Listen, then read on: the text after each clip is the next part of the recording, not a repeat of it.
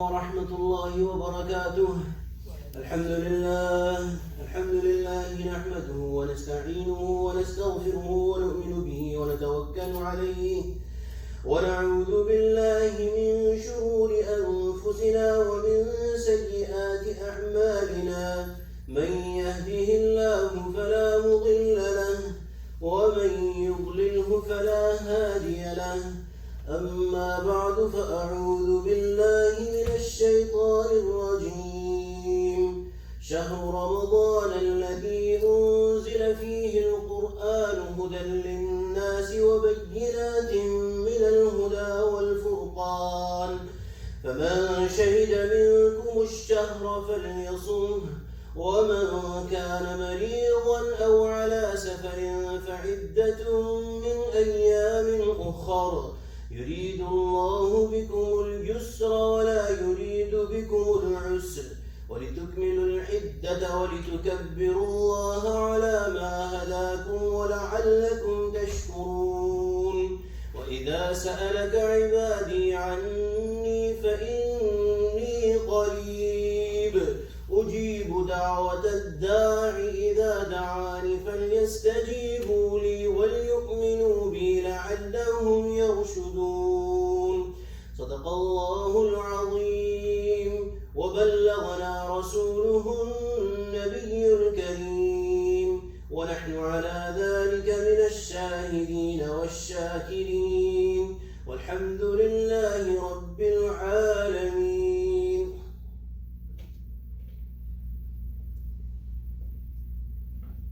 My dear respected listeners, it is the mercy and blessing of Allah subhanahu wa ta'ala that Allah subhanahu wa ta'ala has made us come very close to a very blessed month of Allah subhanahu wa ta'ala. The Prophet sallallahu alayhi wa sallam has gone to such length as to say that Ramadan is the month of Allah. Hadith is Sha'ban Shahri wa Ramadan Shahrullah. Ramadan is the month of Allah. Comes to mind that all months belong to Allah subhanahu wa ta'ala because all time belongs to Allah subhanahu wa ta'ala. Then why is the Prophet sallallahu alayhi wa sallam saying in particular that Ramadan Shahrullah?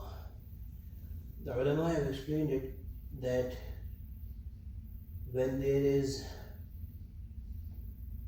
a sense of a special attachment with something or someone, although for example, when we have multiple things, for example, we have multiple cars and there is one car that we particularly like and we like to use it and we like to take care of it and we have a special sense of attachment to that.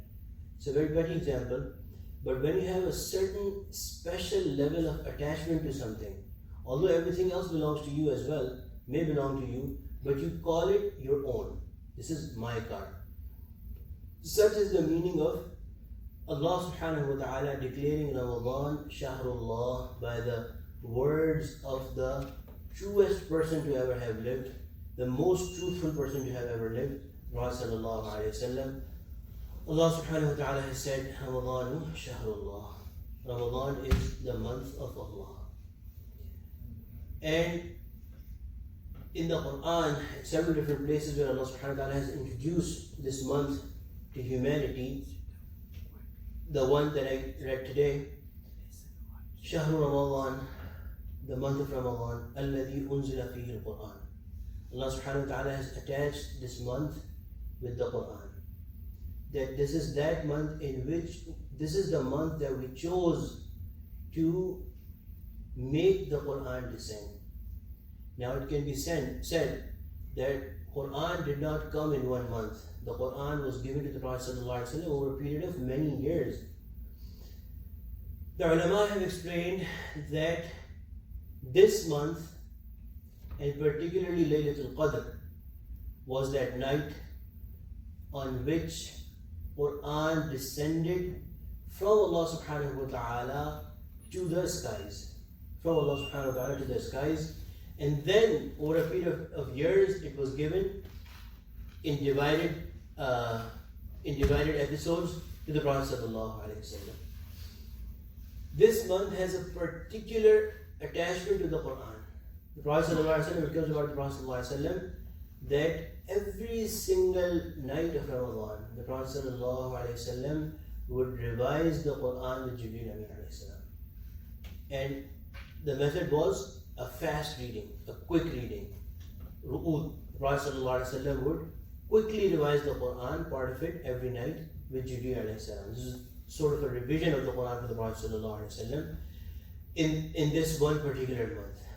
And Allah subhanahu wa ta'ala has said, of course in the ayat that I recited, that whoever finds this month in their life, one thing that ulama point out is فَمَنْ شَهِدَ مِنْكُمُ الشَّهْرَ فَمَنْ شَهِدَ مِنْكُمُ الشَّهْرَ Whoever shahid, shahada, whoever witnesses, whoever sees to witness the month.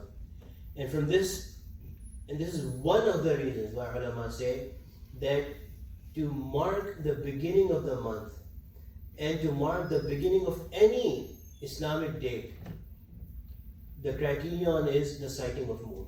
The sighting of moon. If moon is not sighted, Islam does not believe in any other methods.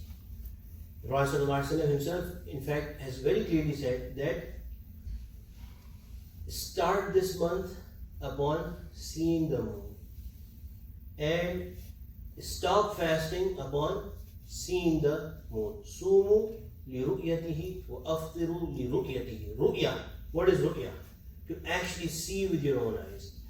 Sometimes we get confused that when we have made calendars based on calculation for something as important as Salah, right? There's Salah time is written here. In the chart we have, for the whole month of Ramazan, we have said that at this time the sun is going to set, this time the Maghrib Adhan is going to be called. So when we can do calculations and rely in such an important ibadah, which is Salah, upon calendars and calculation, why can't we not rely upon the calculation or the possibility of the moon being visible on the horizon, calculated scientifically, for the start and end of month, for the start of Ramadan, for the start of Shawwal, and therefore, agree universally, which seems like a very sweet idea, that all the Muslims across the world, all the Muslims across the country, a geographical area, are celebrating Ramazan together, are celebrating Eid together. There's two answers to this. Number one, this logic that we are basing our Salah based on calendar and calculation, that same method can be applied to something that pertains to the moon, is very flawed. Because the sun for millions of years has been rising and setting at that particular specific time. It is very predictable. It is very predictable. For millions of years, the sun has risen at that particular time and the sun has set at that particular time. The timings of Salah are based only on the sun, not on the moon. Timings of Salah are based on the sun. The attitude, the behavior of the sun is very predictable. The start and end of months is not based on the sun. It is based on the moon. The attitude, the behavior of the moon is not predictable at all. It is not predictable. And many times we see that whatever there is prediction of, that prediction becomes false, and in many places the moon is actually seen when it is predicted not to be seen, and the vice versa. So this logic to apply the behavior and our dealing with the times of sun, to apply this logic to the things of moon, is itself flawed. And the second thing is that even in the time of the Prophet ﷺ, well-established narrations that there was a different day of Eid and Ramadan in Syria, and there was a different day of Eid and Ramadan in Makkah or in Medina, in Hijaz. So, although this idea today might seem very, very beautiful to us, that all Muslims should celebrate Eid one day, it's not necessary. And it did not happen in the time of the Prophet ﷺ, and everybody was at peace with it. And everybody was complacent with it. So we are not better Muslims than the Sahaba and the Prophet ﷺ. We do not understand the beauty of Islam and the sense of unity that has to prevail in Muslims. We cannot understand it better than the Prophet ﷺ and the Sahaba. We will do it exactly as the Prophet ﷺ has said, and we will do it exactly as the Prophet ﷺ and the Sahaba have shown, that Sumu li ru'yatihi wa aftiru li ru'yatihi. See the moon, start fasting. see the moon, stop fasting. This is what we are going to follow. The rest of the world, whatever they want, they are free to do. They will be answerable to Allah subhanahu wa ta'ala on the day of judgment for whatever they are doing. Anyway, this was just a side thing. But Allah subhanahu wa ta'ala, فَمَنْ شَهِدَ مِنْكُمُ الشَّهْرَ فَلْيَصُمْ, whoever sees this month, they should fast. They should fast. Inshallah, we'll keep on talking about this philosophy of fasting and how is it very important to us and how is it not a burden to us but a blessing from Allah subhanahu wa ta'ala to us.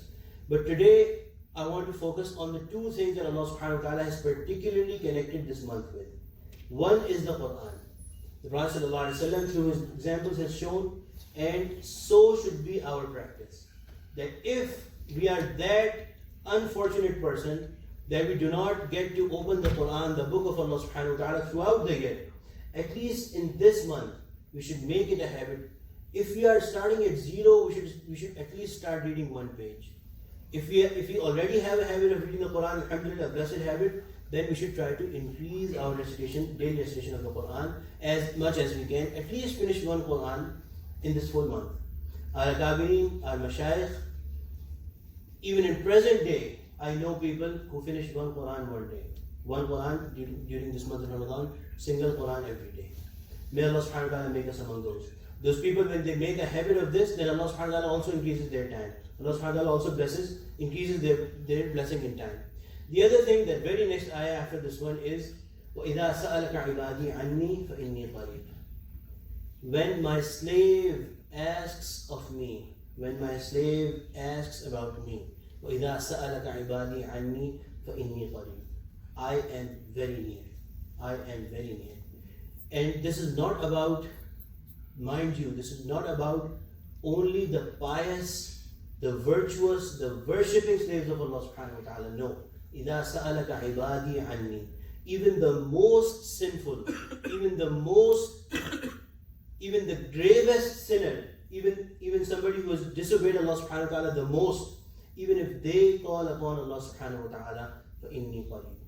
Tell them, the Prophet is being asked to tell them that I am very near. I am very near. أُجِيبُ دَعْوَةَ الدَّاعِ إِذَا دَعَانِ. I listen and respond to the call of the caller when he calls upon me. أُجِيبُ دَعْوَةَ الدَّاعِ إِذَا دَعَانِ فَلْيَسْتَجِيبُوا لِي. And I accept it. And I accept it. So that you can start believing in me. وَلْيُؤْمِنُوا بِي لَعَلَّهُمْ يَرْشُدُونَ. And you start believing in me and you reach the level where I want to see you. Where I want to see you at. So my dear respected brothers, the other particular thing that we should get ready and get in the habit right from today is to get in the habit of asking Allah subhanahu wa ta'ala. Get in the habit of talking with Allah subhanahu wa ta'ala. Believe me, Allah subhanahu wa ta'ala is not far away as we have thought. Allah subhanahu wa ta'ala is not going to be hard upon us contrary to what we believe. Allah subhanahu wa ta'ala loves that slave. Allah subhanahu wa ta'ala loves that slave who comes, returns to Allah subhanahu wa ta'ala and says to Allah, Ya Allah, I have sinned, I have disobeyed you. Now I am very ashamed of what I have done, so you forgive me. Allah subhanahu wa ta'ala loves to forgive that person. The Prophet sallallahu alaihi wasallam has said that all of you are sinners. All of you are sinners. When the Prophet sallallahu alaihi wasallam has said, I say that if somebody says that I do not sin, they are saying against the word of the Prophet sallallahu alaihi wasallam, and they are a liar. Because the Prophet sallallahu alaihi wasallam cannot be a liar. So every single one of us is a sinner. But the Prophet ﷺ has said that the best of sinners, what does that mean? That the best of all of you are those who keep on repenting to Allah subhanahu wa ta'ala. So my dear respected brothers, the Prophet ﷺ has also said that when a person is fasting, at the time of the completion of their fast, at the time of iftar, Allah subhanahu wa ta'ala definitely grants what they ask of Allah subhanahu wa ta'ala. So we should make it a habit to sit down and talk to Allah subhanahu wa ta'ala. This is our dua. This is our prayer. Whatever is going on in our life, we are being obedient and doing worship, we thank Allah subhanahu wa ta'ala. We are not being able to do that, we present that before Allah subhanahu wa ta'ala that, Ya Allah, you have asked, you have put this demand from us and we are not able to fulfill it because we are weak. Please change our state. Please change our state. Our state, our hearts, our affairs are all in your control. So please change that. When we do that, Allah subhanahu wa ta'ala, when He has promised that He will grant what we ask of Him, inshallah, this Ramadan will become a turning point in our lives. May Allah subhanahu wa ta'ala make it that for us. Ameen ya Rabbal Alameen.